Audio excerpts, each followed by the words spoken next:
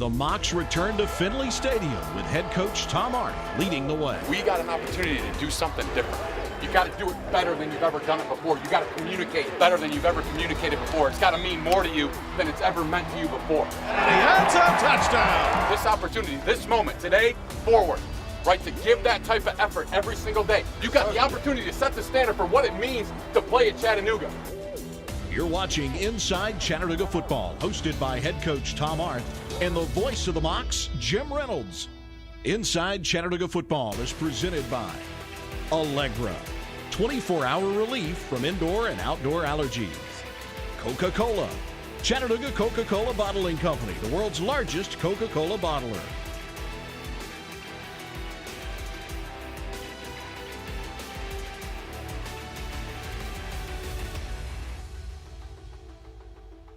Welcome to Inside Chattanooga Football. I'm Jim Reynolds as the Chattanooga Mocs football team went on the road last weekend and claimed a 10-point win over in-state rival UT Martin.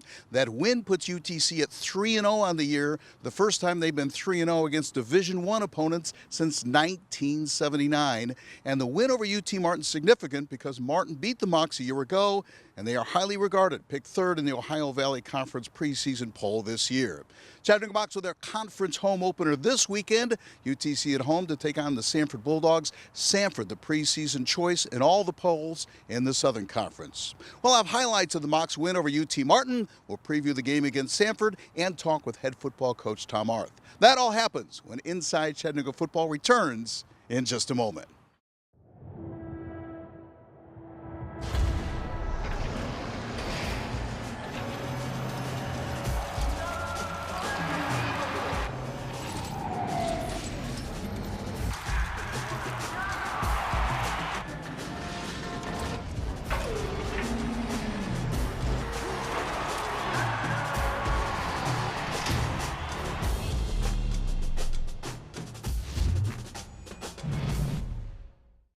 This segment of Inside Chattanooga Football is sponsored by Coca-Cola, Chattanooga Coca-Cola Bottling Company, the world's largest Coca-Cola bottler.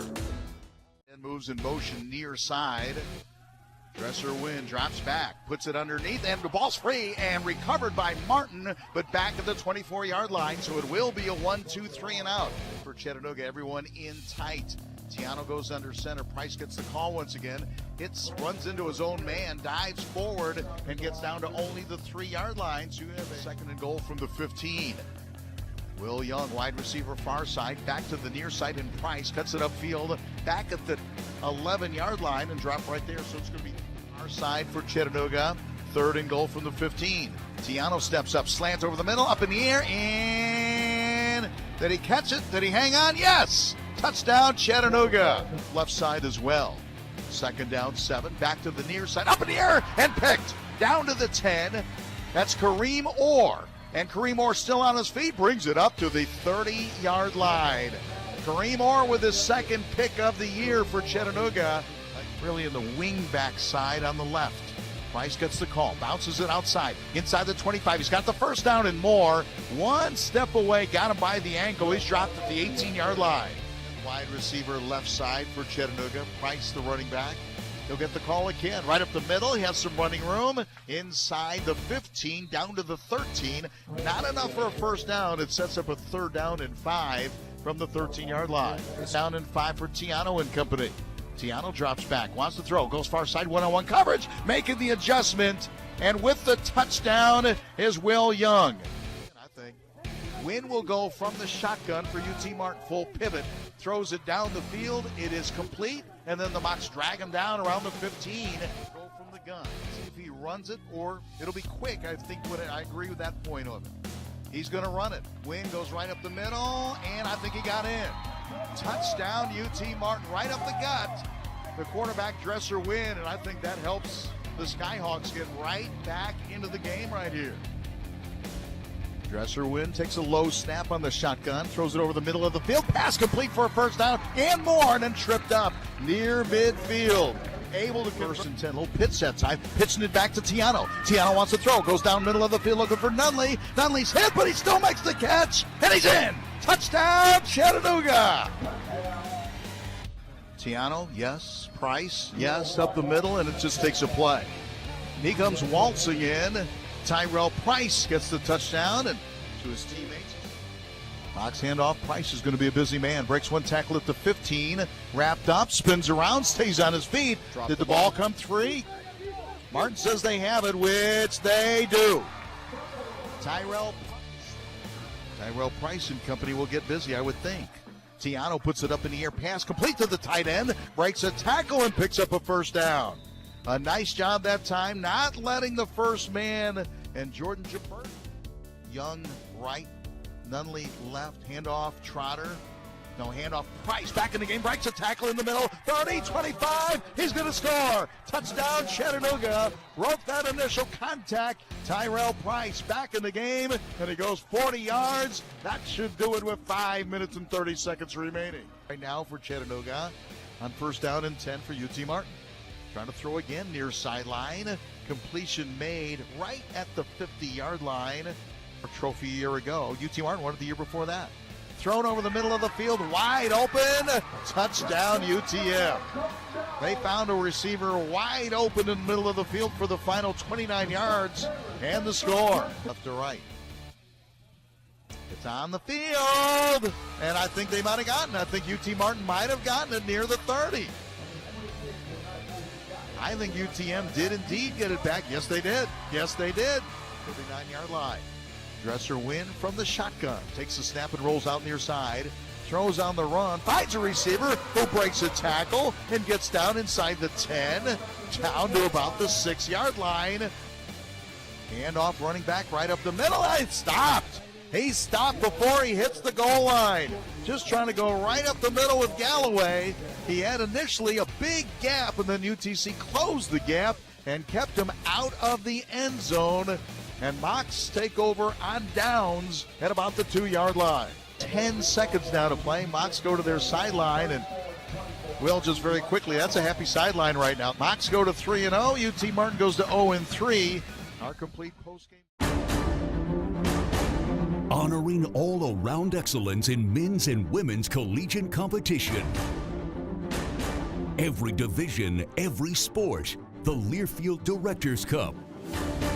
The prestigious award continues its reign as the crowning achievement in college athletics. To follow your favorite team, like us on Facebook, find us online and on Twitter. The Learfield Directors Cup.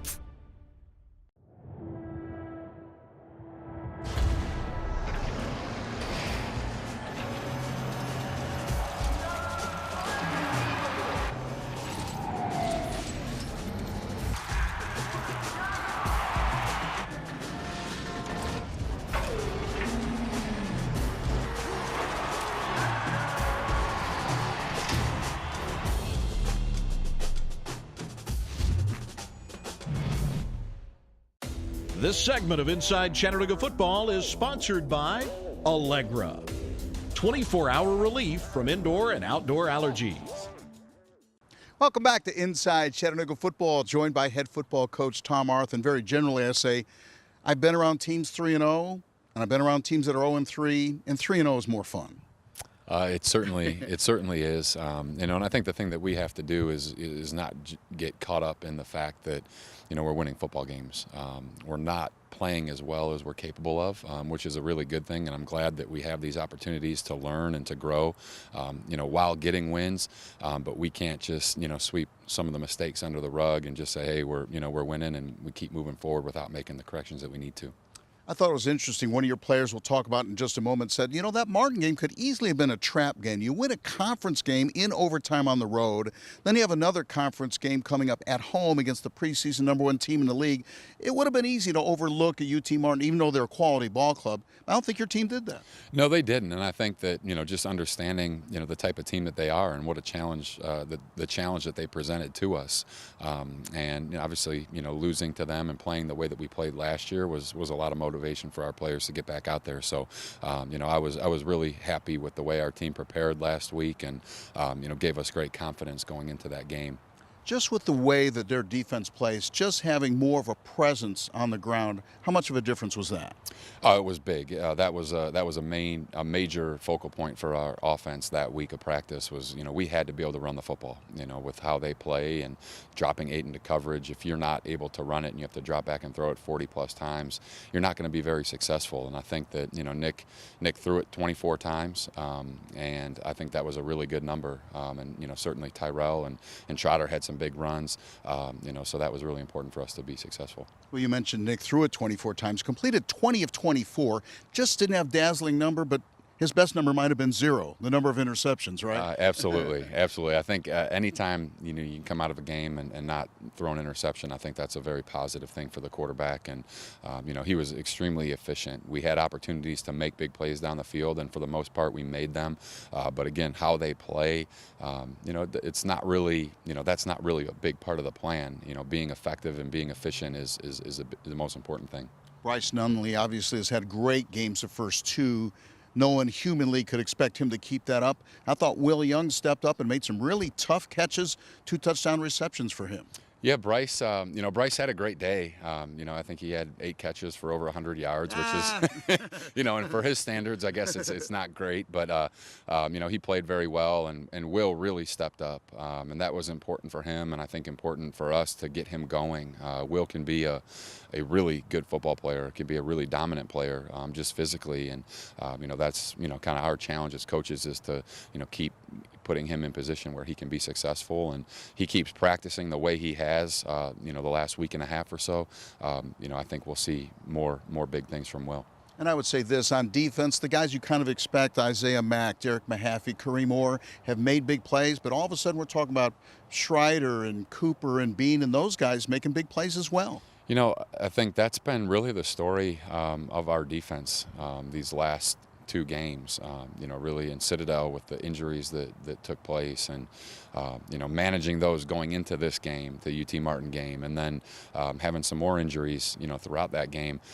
Guys are just stepping up. Guys are playing in roles and in positions that they haven't particularly practiced, and they're doing really well. And you can go down the list, and certainly some of those names that you mentioned, but also Jordan Jones, Adrian King coming in, and Ian Hayes, I thought had a good game. Ian Hayes, Cameron Turner, people stepping up and playing in increased roles or in different roles, and it's been a real strength of our team.